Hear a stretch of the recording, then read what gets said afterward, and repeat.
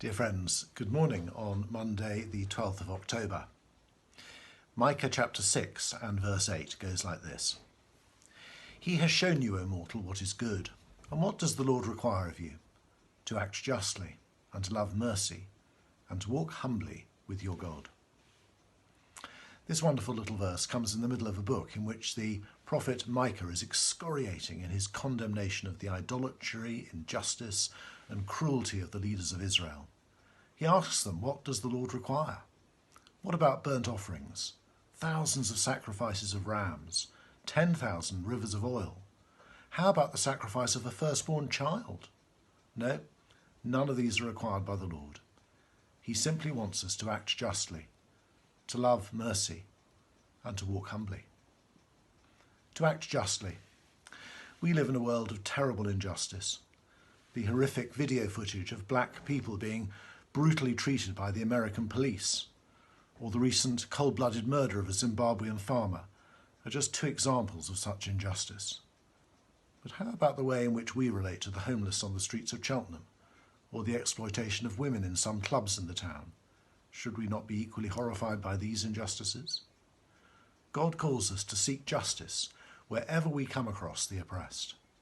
And we know that he cares passionately about justice because he saw that justice was done against our sins when Jesus died on the cross in our place. He is a God who acts justly, and he calls us to be like him. To love mercy. One of the encouraging things about the pandemic is that mercy has been shown to those in great need in our town. There's been an outpouring of generosity by Christians and non-Christians alike to ensure that the hungry are fed, the poor are provided for, and the homeless are housed. But will this continue as the pandemic shows little sign of abating? And what about if and when we return to normal? Will we grow weary in showing mercy? Well, God never grows weary in showing mercy. He had every reason to destroy his unfaithful people Israel, and he has every reason to destroy us. But he doesn't act in judgment against us. He acts in mercy. Again, because the judgment we deserve was borne by his Son on the cross. He is a God who loves mercy, and he calls us to be like him, to walk humbly. This is perhaps the most challenging of God's demands of his people. We're so proud.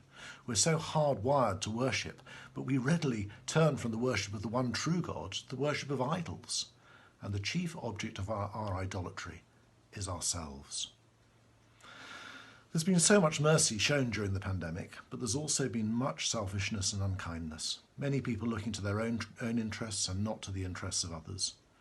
Just last time I was in the supermarket, there was no toilet roll or milk left. Humility puts others first. And again, that's just what God has done. He put us first when he became human as Jesus and lived and died for us.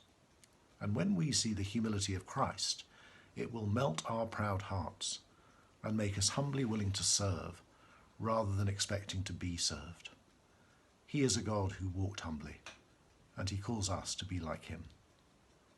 So what are you going to do today to act justly, to love mercy, and to walk humbly? God bless you today.